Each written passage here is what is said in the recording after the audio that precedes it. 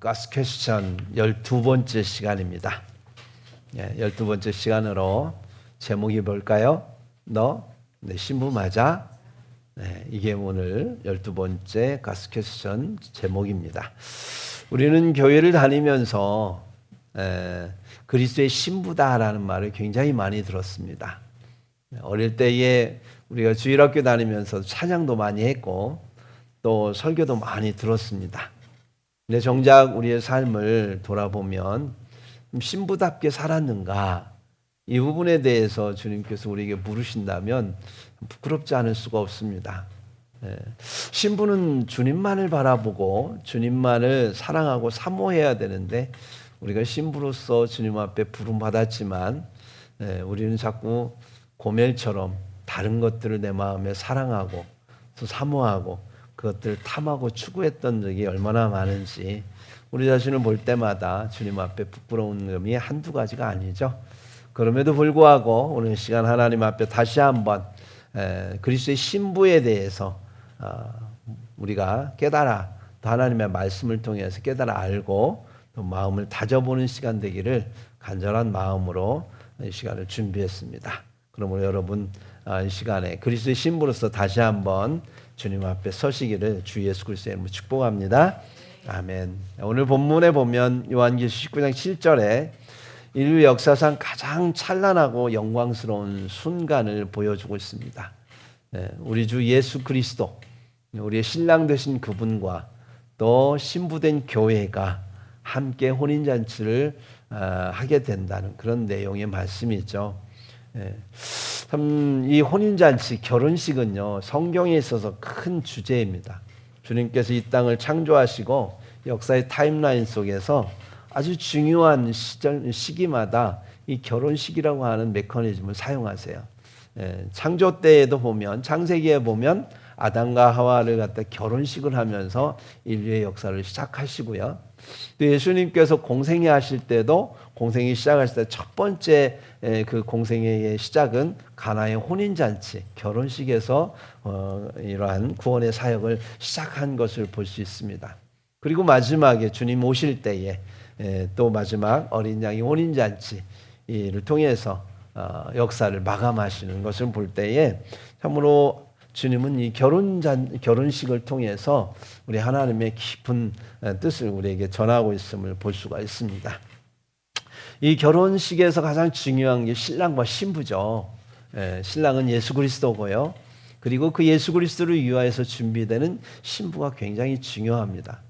주님은요, 그러한 신부라고 하는, 신랑과 신부라고 하는 메커니즘을 통해서, 관계의 메커니즘을 통해서 우리 주님은 우리에게 말씀하시고자 하십니다. 왜 주님은 우리에게 신부라고 하실까? 주님께서는 이러한 관계의 메커니즘이 많이 있죠. 하나님과 우리 사이를 이렇게 드러낼 때에 왕과 또 백성으로 표현하시기도 하고, 또 주인과 종으로 표현하시기도 하고, 스승과 제자로 표현하시기도 하고, 또 아버지와 자녀로 표현하기도 합니다. 그 중에서 주님께서 우리에게 가장 깊은 관계, 가장 은밀하고 친밀한 관계, 가장 연합된 관계로 표현한 관계의 메커니즘이 있다고 한다면 그것은 바로 신랑과 신부입니다. 남편과 아내, 그 관계를 말하는 거죠. 자녀와 부모 사이에는 일촌의 관계라고 합니다. 그렇죠? 형제 관계는 이촌이라고 합니다. 그런데 부부 관계는 영촌입니다. 거리의 심리적 거리에 맞춰서 그렇게 관계를 표현하는데 그만큼 친밀하고 밀접한 관계, 이게 바로 부부 관계라고 하는 것이죠. 근데 이 부부 관계 또는 이 신랑과 신부의 관계를 주님께서는 성경에 표현하면서 우리 하나님과 우리 사이의 관계를 그렇게 이해시키려고 하고 있다는 점에서 우리는 왜 주님께서는 그렇게 우리에게 신랑과 신부의 관계로 우리를 표현하실까라고 하는 부분에 대해서는 집중해서 하나님의 그러한 마음을 파악해야 될 것입니다. 주님은요, 첫 번째로 우리에게 우리와 하나님과의 관계에 있어서 완전한 연합, 완전한 결합을 원하신다라고 하는 거예요. 종은요, 주인의 마음을 다 알지 못합니다. 아무리 주인이 알려줘도 종은 주인의 마음을 잘 모릅니다. 백성이라고 표현할 때도 백성은요, 왕의 침실에 같이 갈 수가 없죠. 그러나 그런 그 신랑의 마음을 가장 많이 알 수 있고, 또 신랑과 함께 가장 은밀한 곳에, 그리고 가장 친밀한 곳에 함께 들어갈 수 있는 사람, 유일한 사람은 신부밖에 없습니다. 그래서 신랑과 신부의 관계에 있어서는요, 신랑이 가지고 있는 모든 것을 함께 나눌 수 있고, 또 신랑을 위해서, 또 신랑이 신부를 위해서 생명까지도 바칠 수 있고, 신부 또한 신랑을 사랑하는 만큼 자신의 목숨을 내어놓을 수 있는 관계, 서로를 위해서 사랑하기 때문에 나를 줄 수 있는 관계, 이게 바로 신랑과 신부의 관계다라고 하는 거예요. 참으로 주님께서 우리에게 그러한 신랑과 신부의 관계를 이렇게 우리에게 설명하시기 위해, 또 그렇게 관계를 만드시기 위해 주님은 창세 때부터 말씀하셨던 걸 볼 수 있어요. 창세기 2장 24절에 보면 남자가 부모를 떠나 그의 아내와 합하여 둘이 한 몸을 이룰지로다, 이렇게 말씀합니다. 남편과 아내는 한 몸이 되어야 된다. 몸도 마음도 다 같이 한 몸이 된다는 걸 아주 중요하게 강조하고 있는 걸 볼 수 있습니다. 또 예수님이 이 땅에 오셔서 기도하실 때도, 하나님께 기도할 때도 이렇게 기도합니다. 요한복음 17장 21절에 보면 아버지여, 아버지께서 내 안에 내가 아버지 안에 있는 것 같이, 그러니까 예수님과 하나님의 관계는 하나죠. 온전히 하나입니다. 그런 것처럼 그들도 다 하나가 되어 우리 안에 있게 하사. 하나님과 예수님이 하나인데 우리도 하나가 되어서 하나님 안에 있게, 하나님과 예수님 안에 있게, 우리도 하나님과 함께 하나가 되기를 원하는 간절한 기도를 예수님은 하셨던 걸 볼 수 있습니다. 그래서 하나님과 우리 사이는요, 로봇이나 종의 관계가 아니에요. 하나님과 우리 사이는 영이 하나가 되기를 원합니다. 하나님과 우리의 영이 하나가 돼서 깊이 하나님과 함께 교제하고 모든 걸 공유하고 정말 전인적으로 주님과 함께 결합되어진 존재, 그런 존재가 되기를 원하는 게 바로 하나님의 뜻이다라고 하는 거예요. 아멘.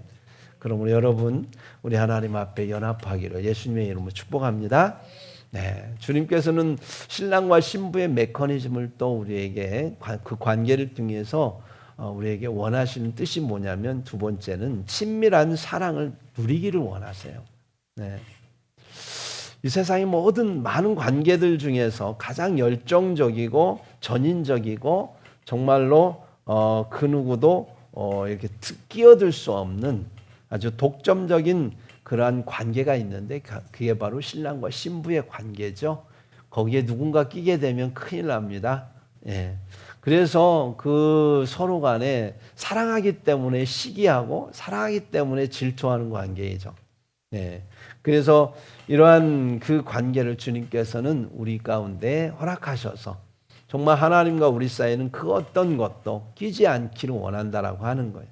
가장 친밀한 관계로 주님께서는 우리와 관계를 이루시기를 원하신다라고 하는 겁니다. 그래서 주님께서 우리를 질투하시는 하나님이다.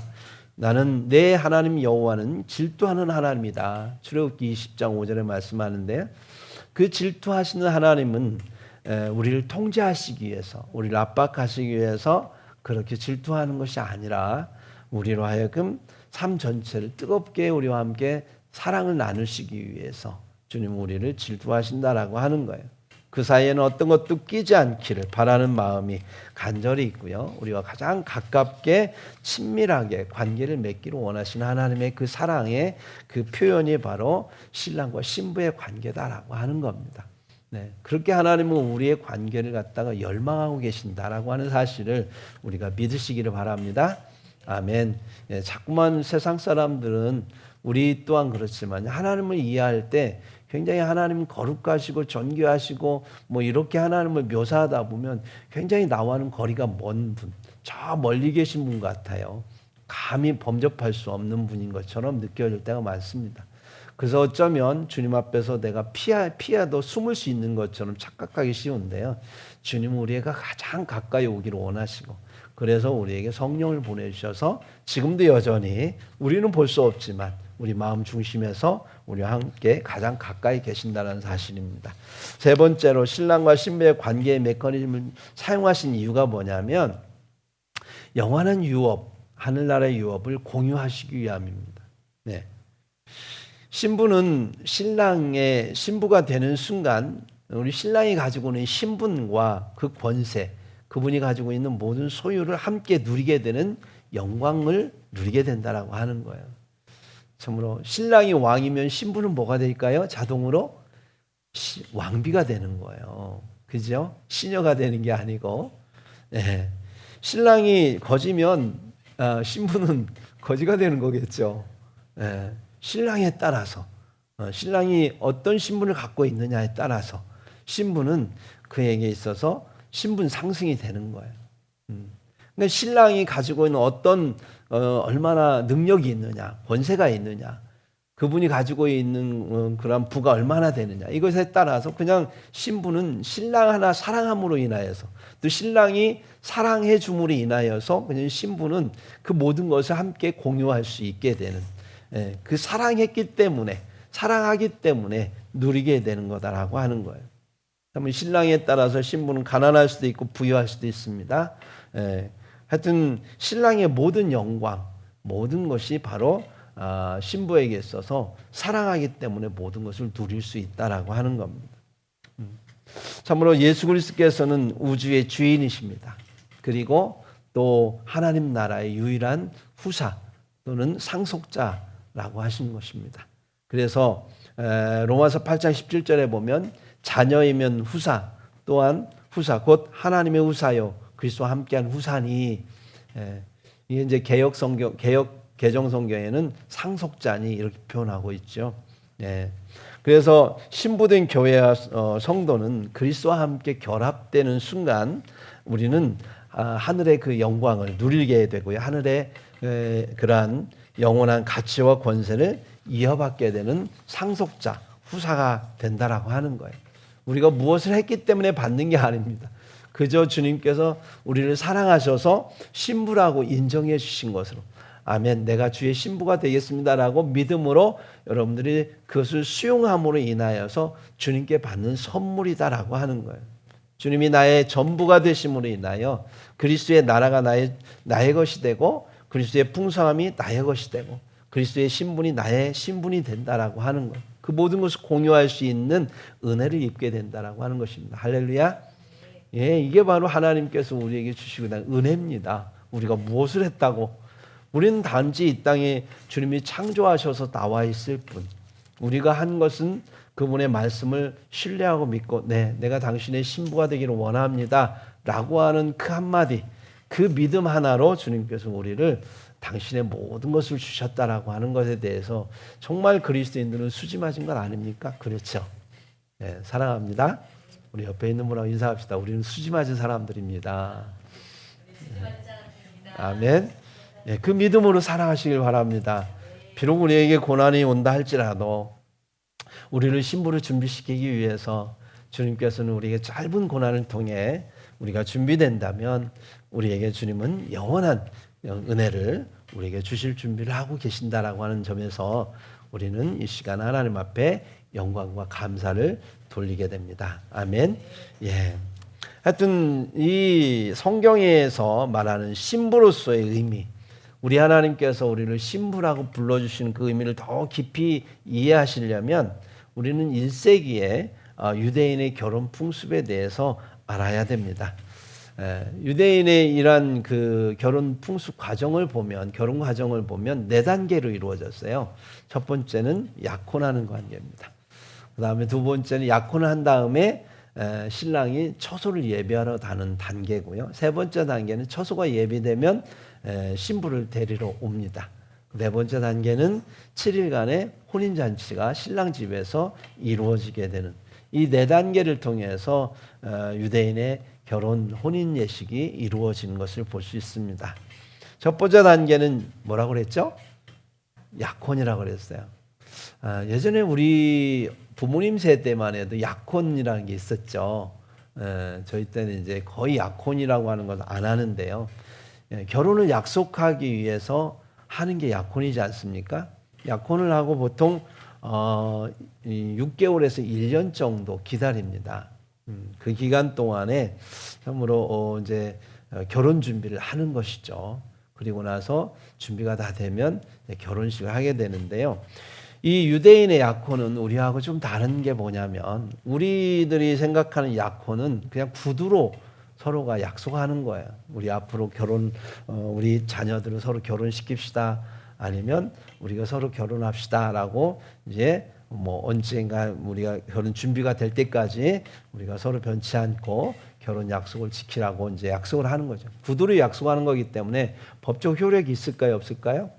법적 구속력이 없습니다. 그냥 헤어지면 헤어지는 거예요. 그렇다고 헤어졌다고 해서 그거에 대해서 뭐 우리가 어떤 것을 보상을 한다거나 그럴 필요가 없죠. 물론 마음으로 상하겠지만, 의가 상하고 하겠지만 뭐 큰 보상을 하지 않아도 돼요. 왜냐하면 그냥 약속했기 때문에요. 그런데 유대인의 그런 결혼 예식은 다른 게 뭐냐면, 이 그 약혼을 할 때에 이 신랑이 신부 집에 가가지고 신부의 몸값을 지불합니다. 지창금이라고 하죠. 결혼 지창금.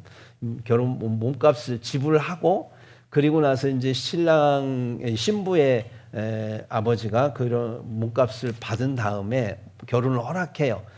그리고 나면 이제 신부와 함께 포도주를 나눕니다. 서로 잔을 나누고, 그리고 나 서로 피의 언약을 맺는 거예요.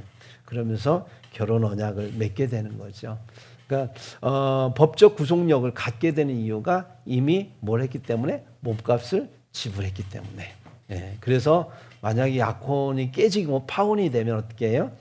그 몸값을 이제 물어줘야 되는 거예요. 근데 그냥 물어주면 되겠어요? 거기에다가 파혼을 시킨 부분에서 이제 보상을 해야 되겠죠. 그렇지 않으면 안 되는 거예요. 왜냐하면 이러한 몸값을 미리 지불했기 때문에 그래요. 네. 이걸 구속사적으로 우리가 보면, 신랑 되신 예수님께서 이 땅에 오셔서 우리 신부된 교회를 결혼하기 위해서 약혼을 하시는 겁니다. 그래서 우리에게 몸값을 먼저 지불하셨죠. 그게 십자가라고 하는 거예요. 십자가를 통해서 몸값을 지불해 주셨습니다. 그리고 성찬식을 통해서 이런 그 제자들과 함께 언약의 피를 상징하는 그러한 포도주를 함께 나누셨죠. 십자가에서 주님께서 흘리신 피, 이걸 상징하는 언약의 잔을 나눴다라고 하는 겁니다.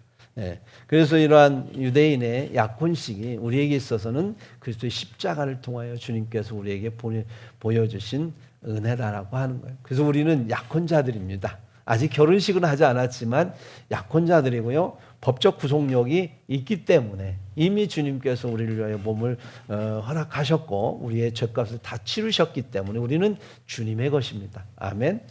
우리가 그것을 허락하면 내가 당신의 신부가 되겠습니다라고 믿음으로 받아들이는 순간, 우리가 아무것도 하지 않았지만 신랑이 우리에게 몸값을 지불했기 때문에 우리는 그 믿음으로 그 약혼을 통하여서 결혼식을 준비하는 신부가 된 것입니다.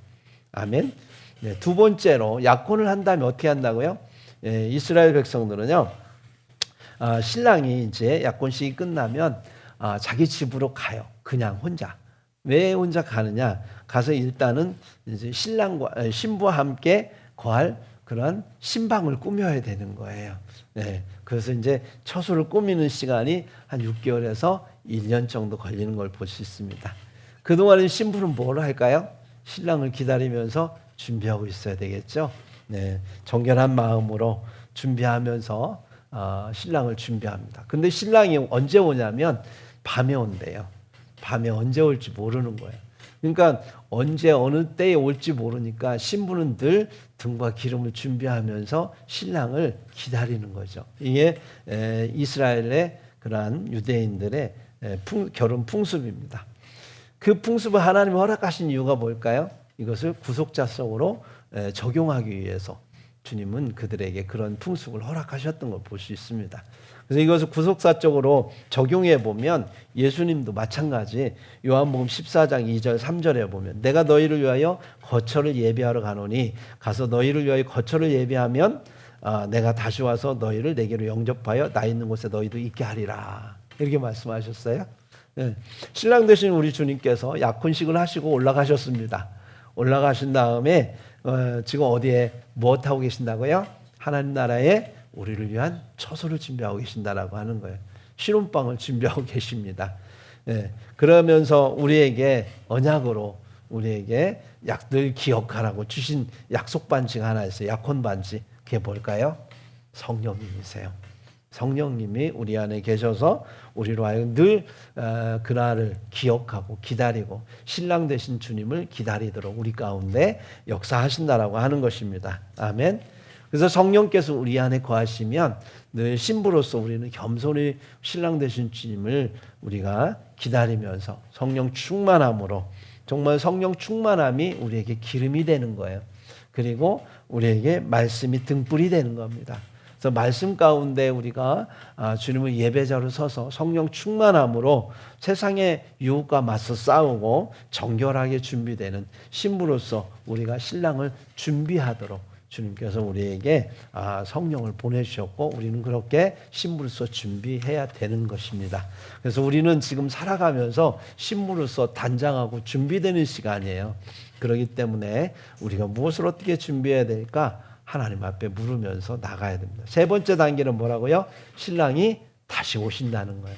신랑이 오셔서 뭐 하냐면 신부를 데려갑니다. 이제 신방이 다 꾸며졌기 때문에 이제 신부를 데려가는 거죠. 근데 그때가 언제인지 신랑도 몰라요. 왜 그러냐면 다 꾸미고 혼인 준비가 됐다라고 하는 것을 결정하는 것은 누구의 몫이냐면 아버지의 몫입니다. 신랑의 아버지.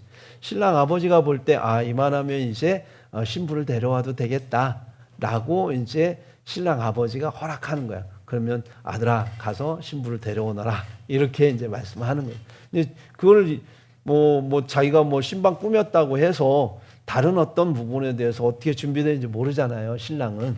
그러니까 아버지가 다 결정이 될 때 이제 신랑을 보내는 거죠. 아들을 보내는 거예요. 그러면 아들은 그때가 언제인지 모르기 때문에 이제 아버지가 가라고 하면 그때 비로소 신부 집에 옵니다. 그래서 언제 오는지 몰라요. 그때가 언제인지.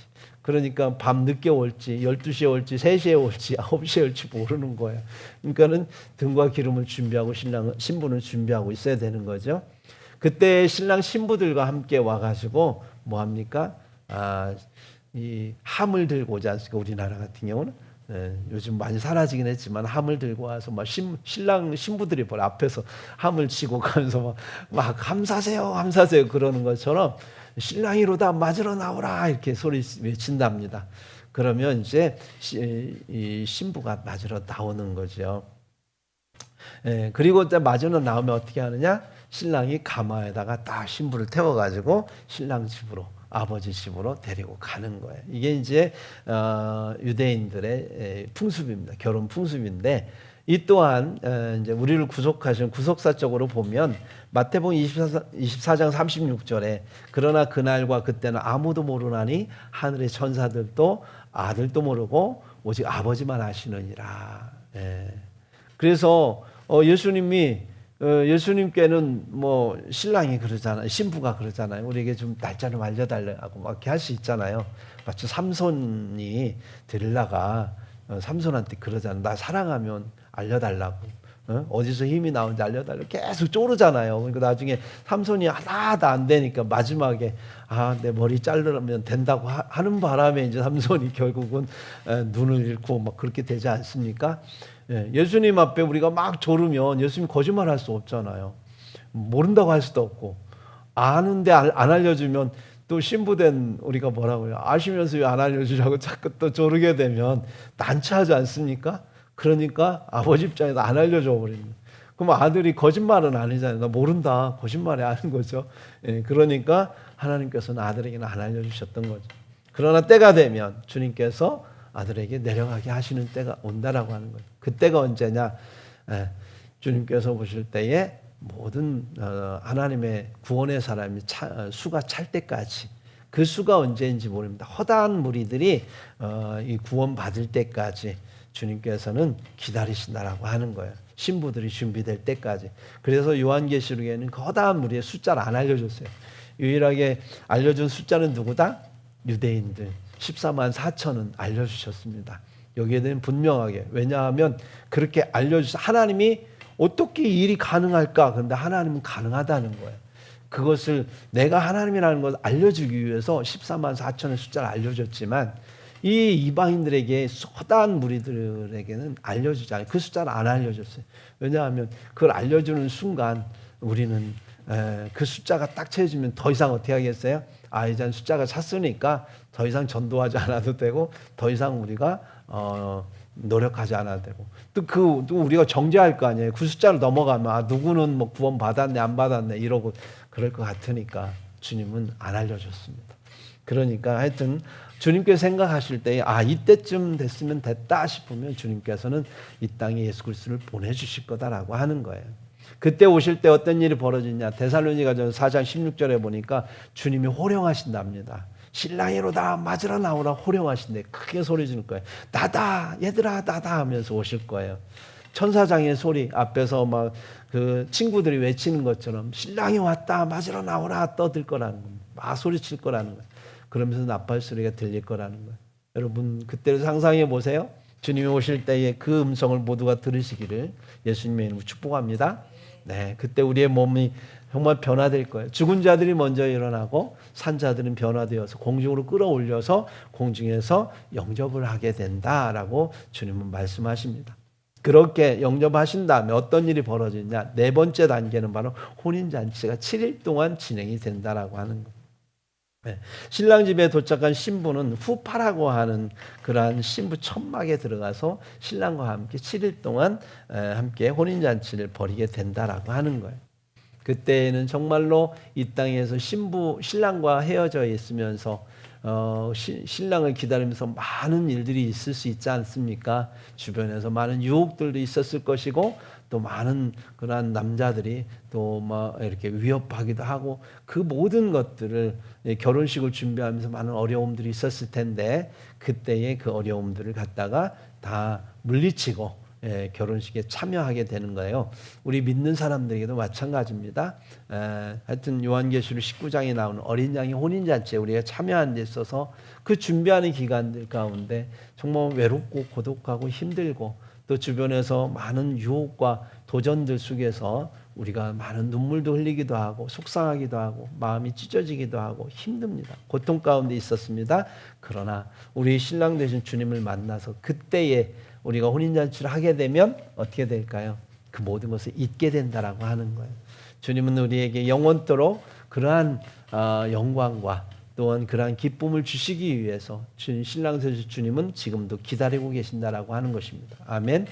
예, 어쩌면 7 대접이 다 쏟아지는 그 기간이 7일일까? 7일 동안 그 일이 벌어지지 않을까 이런 생각을 합니다. 공중에서 우리는 7일 동안 주님과 함께 있다가 이 땅에 재림하면서 다 함께 오게 될 텐데요.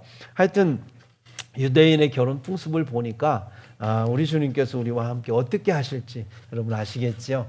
아멘. 예, 우리가 유대인의 풍습에서 결혼 풍습에서 특히 유념해서 보아야 될 지점이 하나 있다면 뭐냐면 신부가 신랑께서 이제 신부의 처소를 예배하러 가시지 않습니까? 가면서 그 기간 동안 그 6개월에서 1년이라는 기간 동안에 그 기간 어떻게 했는지 신부가 어떤 준비를 하는지 이 부분에 대해서 우리는 그 유념해서 들여다봐야 됩니다. 왜냐하면 그게 바로 우리가 해야 될 일이 때문에 그렇습니다. 그때에 잘못하면 어떻게 될까요? 도전 주변에서 외롭다고 또 뭐 고독하다고 괜히 다른 남자와 함께 바람이 난다면 또는 주변에서 어떤 어려운 일을 겪게 돼가지고 정말 돌이킬 수 없는 일이 벌어진다면 결국은 파혼에 이를 수 있지 않겠습니까? 마리아와 요셉이 함께 약혼을 했어요. 그런데 어느 날 소식을 들어보니까 마리아가 임신을 했다는 말을 듣는 거예요. 그 말을 들은 요셉은 얼마나 마음이 속상했겠습니까? 그래서 성경에 뭐라고 하냐면 조용히 끊으려고 했답니다. 조용히 파혼하려고. 의롭기 때문에. 다른 사람 같으면 열받는다고 화난다고 막 동네방네 떠들고 다니면서 했으면 마리아는 아마 돌 맞아 죽었을 거예요.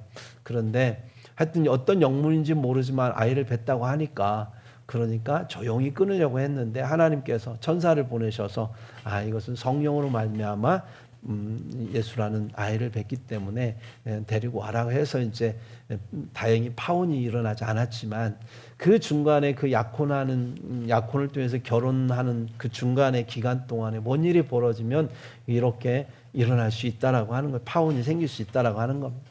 그래서 그러지 않기 위해서 우리가 신부로서 단장하기 위해 그 기간 동안에 해야 될 게 뭐냐? 바로 첫 번째는 정결함.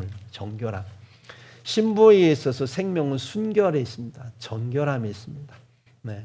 신부가 음란하고 또 물질 만능주의에 빠져 있고 이기주의에 빠져 있으면 신부가 될 수 없습니다. 네. 정결하지 못하면 그래서 음란해가지고 자꾸 다른 남자들과 함께 한다거나 또는 신랑 자체보다는 다른 것들에 막 빠져가지고 그러한 신랑이 돈을 못 번다고 또는 신랑이 사회적 지위가 낮다고 이런 것에 막 이렇게 불평불만하거나 또는 막 이기주의에 빠져갖고 자기만 안다거나 그러면 얼마나 신랑께서 마음이 아플까요? 그러죠? 오직 신랑 자체만으로 사랑할 수 있는 마음으로 정결한 마음을 갖고 있는 겁니다. 세상은요 우리에게 끊임없이 유혹합니다. 신랑 대신 예수께서 늦게 오실 거다. 아니면 너희 신랑은 없다. 이렇게 얘기하기도 합니다.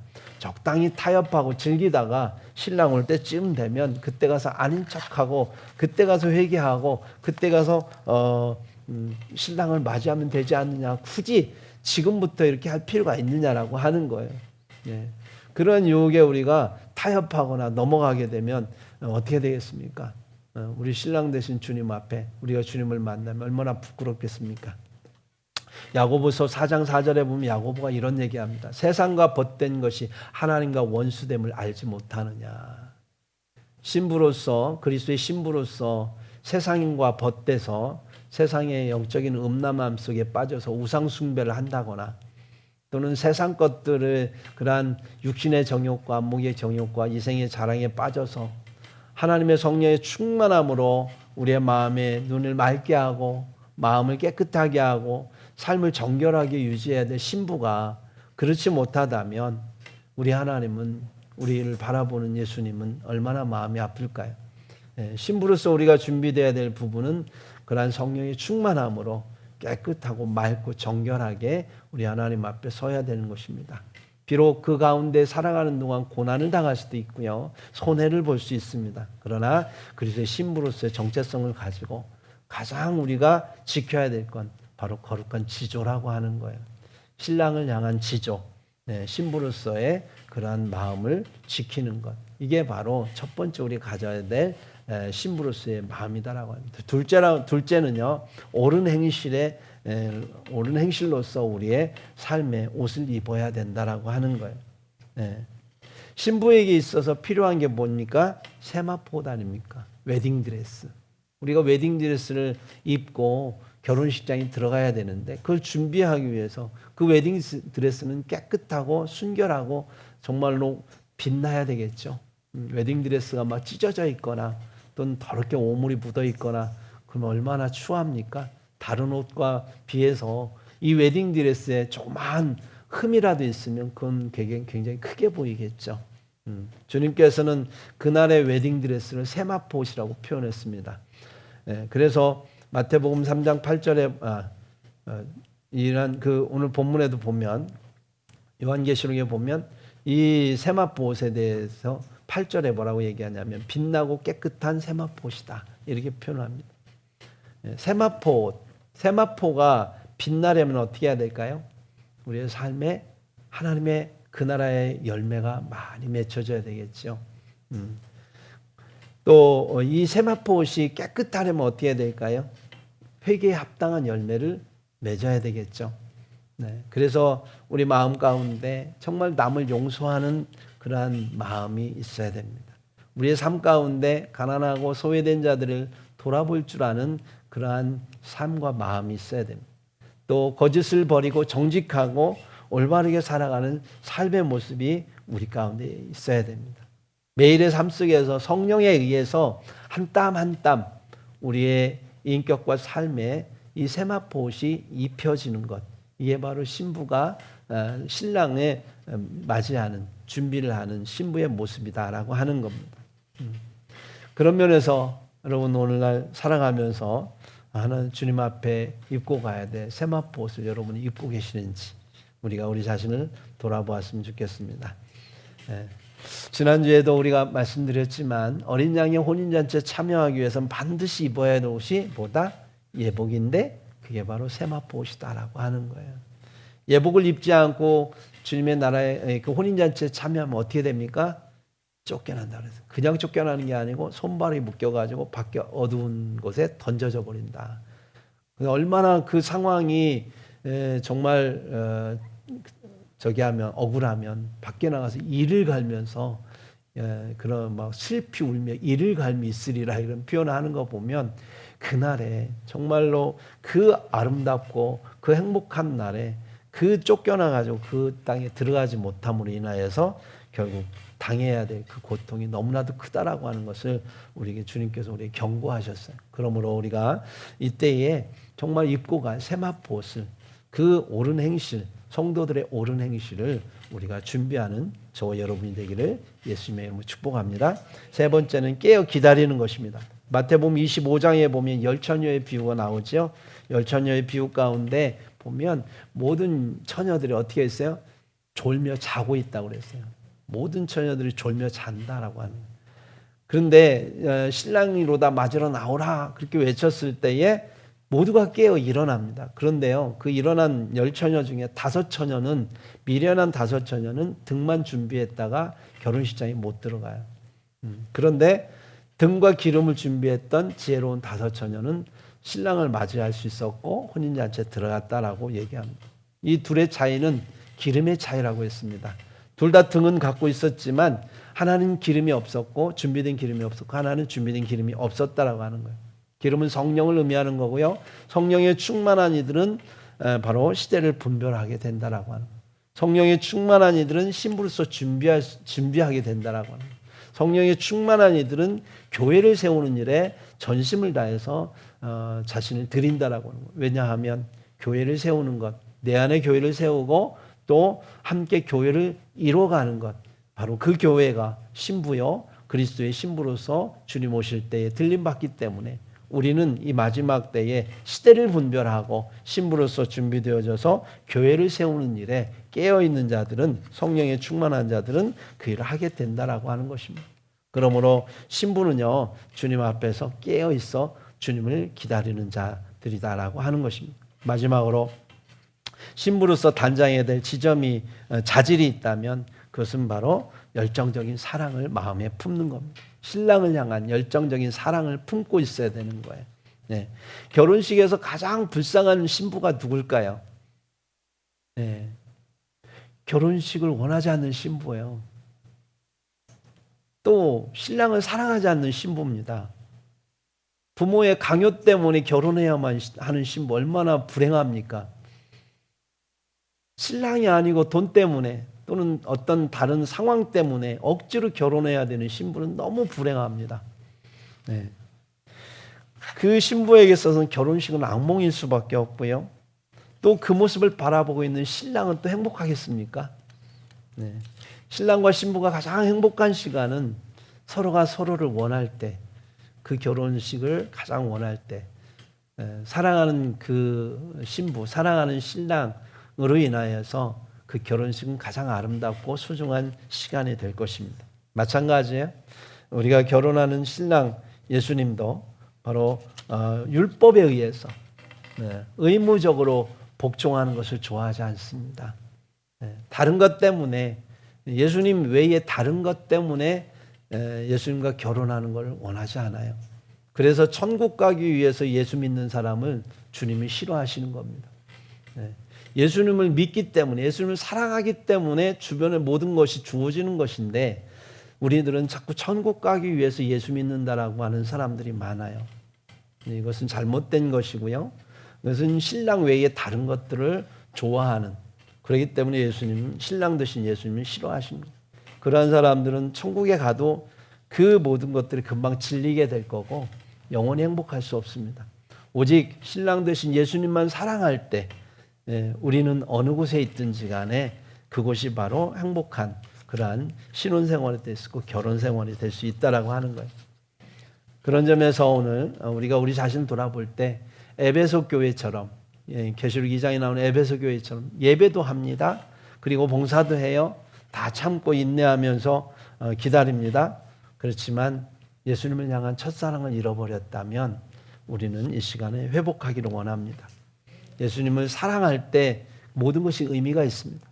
예수님을 사랑하지 않으면 다 헛것이 된다라고 하는 거예요. 사랑이 없으면 모든 것은 다 헛것입니다. 그러므로 우리가 주님을 사랑할 때 우리는 주님 앞에서 참으로 신부됨이 의미가 있다라고 하는 거예요. 주님을 사랑하면 예배가 감격스럽니다. 주님을 사랑하면 봉사하는 것이 설렙니다. 주님을 사랑하면 모든 것이 참으로 즐겁고 기쁘고 행복합니다. 주님을 사랑하기 때문에 우리가 모든 것을 다 할 수 있는 것입니다. 이제 말씀을 맺겠습니다. 여러분, 우리는 이 땅에 나그네로 살아가고 있습니다. 우리는 언젠가 세상을 떠나서 주님 앞에 가야 될 거고요. 주님 오시면 신부로서 주님 앞에 나아가 결혼식을 할 대상들입니다. 그 가운데 있어서 우리는 오해받고 고난당하고 또 괴롭고 외로울 때 많이 있습니다. 눈물을 흘릴 때도 많이 있습니다. 그러나 주님은 낙심하지 말라는 겁니다. 왜냐하면 신랑 되신 주님이 이 땅에 오실 거다라고 하는 거예요. 처소가 다 준비가 되면 반드시 주님께서 이 땅에 오시겠다라고 말씀하셨습니다. 우리는 이를 믿는 사람들입니다. 그날에 주님께서 오시면 우리가 여기서 당했던 모든 것들보다 더 많은 축복으로 우리와 함께 하신다고 그랬습니다. 우리의 모든 눈물을 닦아주시고 우리로 하여금 그 모든 억울함에서 벗어나게 하시고 그 고통에서 벗어나게 하시고 주님께서 쓰신 그 면류관을 우리에게 주셔서 영광의 면류관을 함께 쓰고 정말 영원한 세상 가운데 함께 하기를 원하는 결혼식을 주님께서 우리에게 허락하시겠다고 합니다.